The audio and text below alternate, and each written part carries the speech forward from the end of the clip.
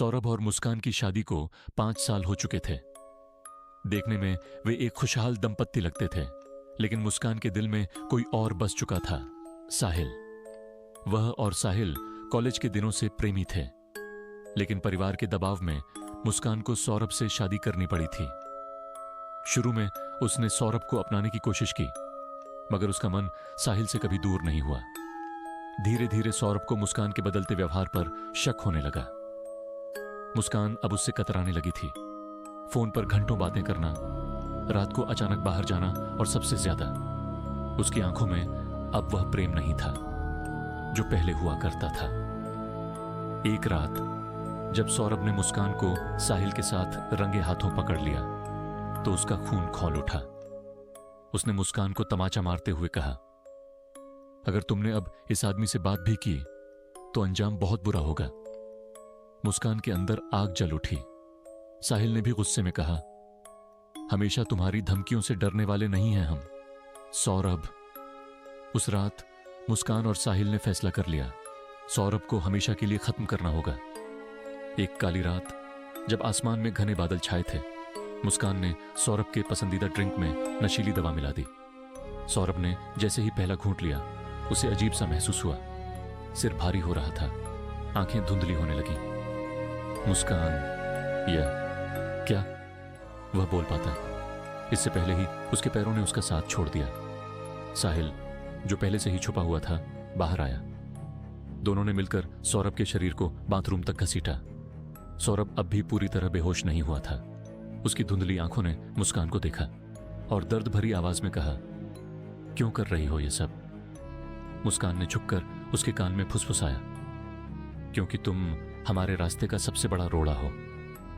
साहिल ने तेज धार वाला चाकू उठाया और पूरी ताकत से उसकी गर्दन पर वार कर दिया।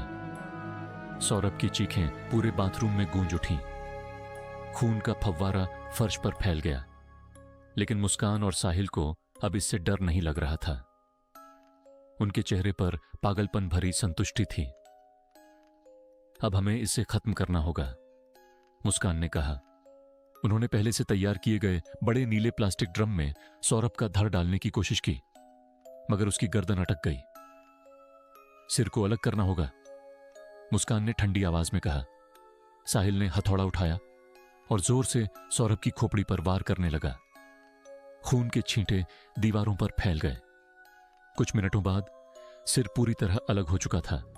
उन्होंने सिर को भी ड्रम में डाल दिया और ऊपर से गाढ़ा सीमेंट डालकर उसे हमेशा के लिए सील कर दिया।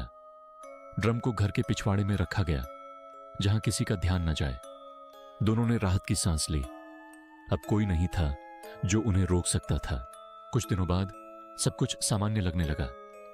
पुलिस ने सौरभ की गुमशुदगी की रिपोर्ट दर्ज की, लेकिन मुस्कान ने रोते हुए कहा, पता नहीं, वो बिना बताए कहीं चला गया। मामला ठंडा पड़ने लगा। मुस्कान और साहिल अब पूरी तरह आजाद थे, मगर फिर अजीब घटनाएं होने लगीं। रात के समय मुस्कान को ऐसा लगता जैसे कोई उसे देख रहा हो। बाथरूम में लगे शीशे पर किसी ने खून से लिखा, मुझे बाहर निकालो। एक रात मुस्कान गहरी नींद में थी जब उसे लगा कि कोई उसका हाथ पकड़ रहा है। आंख खोलते ही उसके रोंगटे खड़े हो गए।